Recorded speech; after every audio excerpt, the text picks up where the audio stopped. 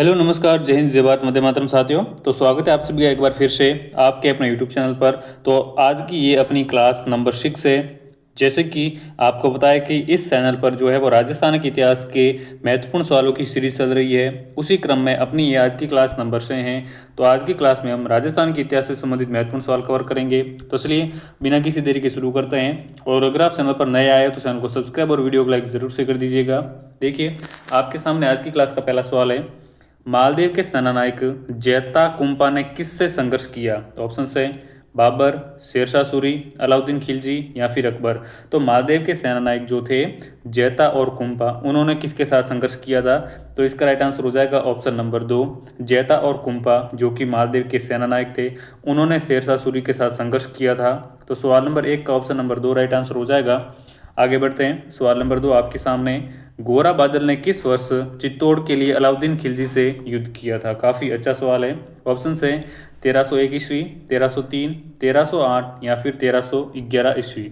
तो गोरा बादल ने जो है वो चित्तौड़गढ़ के लिए अलाउद्दीन खिलजी के साथ जो युद्ध लड़ा था वो 1303 ईस्वी में लड़ा था। तो सवाल नंबर 2 का ऑप्शन नंबर 2 हमारा राइट आंसर हो जाएगा। अगला सवाल आपके सामने, बप्पा रावल मेवाड़ के किस शासक का अन्य नाम था? ऑप्शन है गुहादित्य, अल्लट, मोकल या फिर कालभोज। तो देखिए ये जो बप्पा रावल है वो कालभोज का ही अन्य नाम था। तो सवाल नंबर 3 का ऑप्शन नंबर 4 हमारा राइट आंसर हो जाएगा।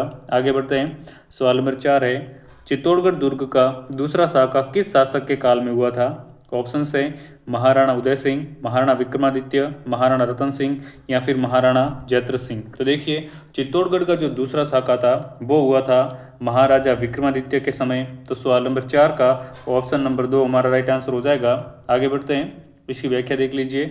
चित्तौड़ का दूसरा साका 1534 में गुजरात के सुल्तान बहादुर शाह के आक्रमण के समय हुआ था और महाराणा की माता और अन्य सत्तरानियों ने जो है वो कर्मावती के साथ मिलकर जौहर किया था। तो ये था चित्तौड़ का दूसरा साका 1534 में जब गुजरात के शासक बहादुर शाह ने आक्रमण किया था। आगे बढ़ते हैं।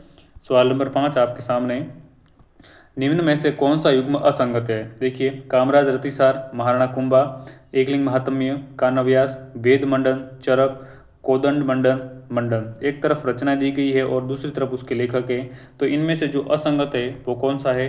तो ऑप्शन नंबर 3 हो जाएगा। वेद मंडन की रचना फ्रेंड्स मंडन के द्वारा की गई है, ना कि चरक के द्वारा।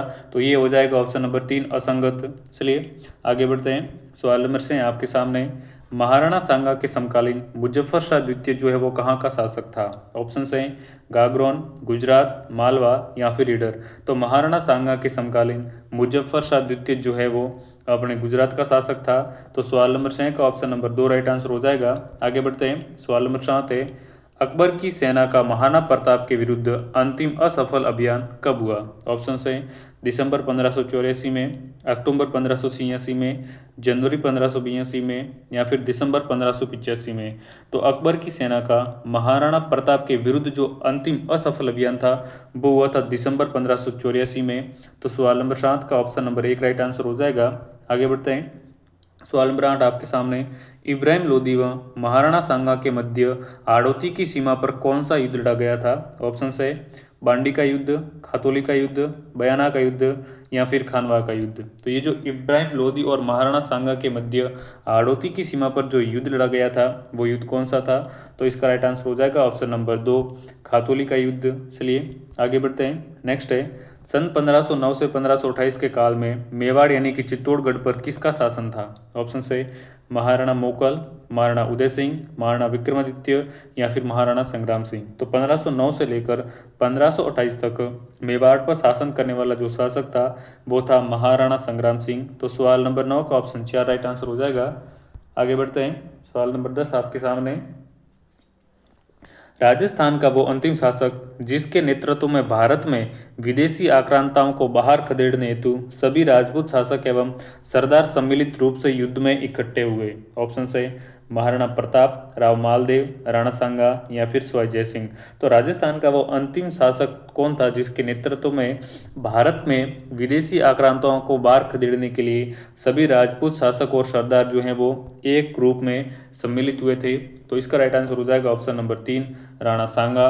आगे बढ़ते हैं। सवाल नंबर 11 आपके सामने, महाराणा प्रताप ने मेवाड़ भूमि को मुगलों से मुक्त कराने का अभियान कहाँ से प्रारंभ किया था?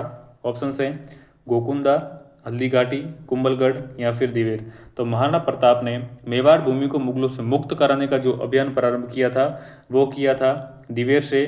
तो सवाल नंबर 11 का ऑप्शन 4 हमारा राइट आंसर हो जाएगा। चलिए आगे बढ़ते हैं। सवाल नंबर 12 आपके सामने, मेवाड़ के वीर सेनापति जयमल एवं भत्ता किस युद्ध में देश के लिए शहीद हुए थे? तो काफ़ी अच्छा सवाल है। ऑप्शन है 1567 ईस्वी में अकबर और उदय सिंह के मध्य हुए युद्ध में। तो सवाल नंबर 12 का ऑप्शन नंबर 1 हमारा राइट आंसर हो जाएगा। 1567 में जब अकबर और उदय सिंह के मध्य युद्ध हुआ था तो इस युद्ध में जो है वो जयमल और भत्ता जो है वो शहीद हो गए थे। तो सवाल नंबर 12 का ऑप्शन नंबर 1 राइट आंसर हो जाएगा।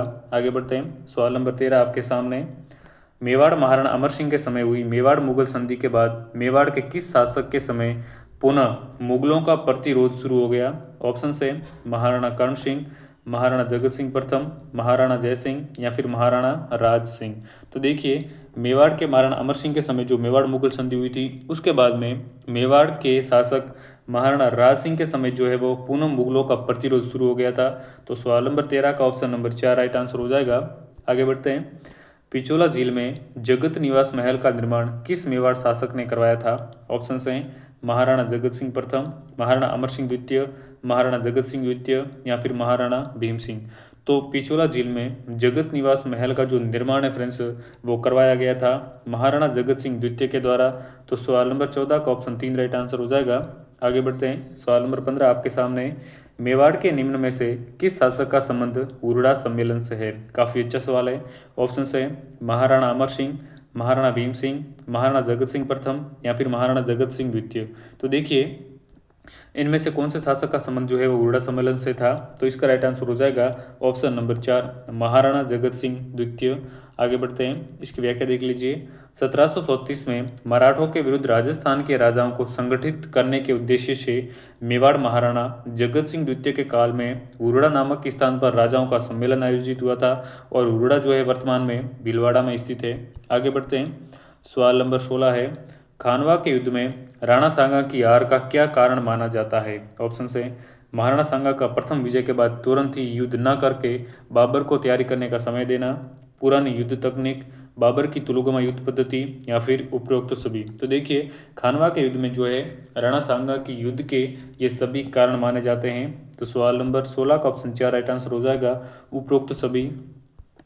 अगला सवाल है, मेवाड़ के रक्षक के रूप में किसे याद किया जाता है? तो मेवाड़ के रक्षक के रूप में फ्रेंड्स जो है भामाशाह को याद किया जाता है। सवाल नंबर 17 का ऑप्शन 2 राइट आंसर हो जाएगा।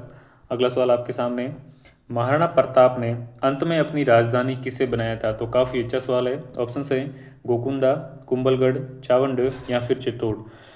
तो महाराणा प्रताप ने अपने अंतिम समय में जो है वो चावंड को अपनी राजधानी बनाया था। तो सवाल नंबर 18 का ऑप्शन 3 राइट आंसर हो जाएगा।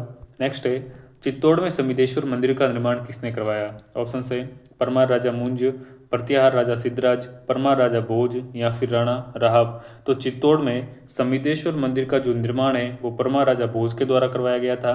आगे बढ़ते हैं। सवाल नंबर 20 आपके सामने, मंडोर के राव चुंडा राठौड़ की पुत्री हंसाबाई का विवाह किसके साथ हुआ था? ऑप्शन है राणा लाखा, राणा अमीर, रावल रतन सिंह या फिर रण सिंह।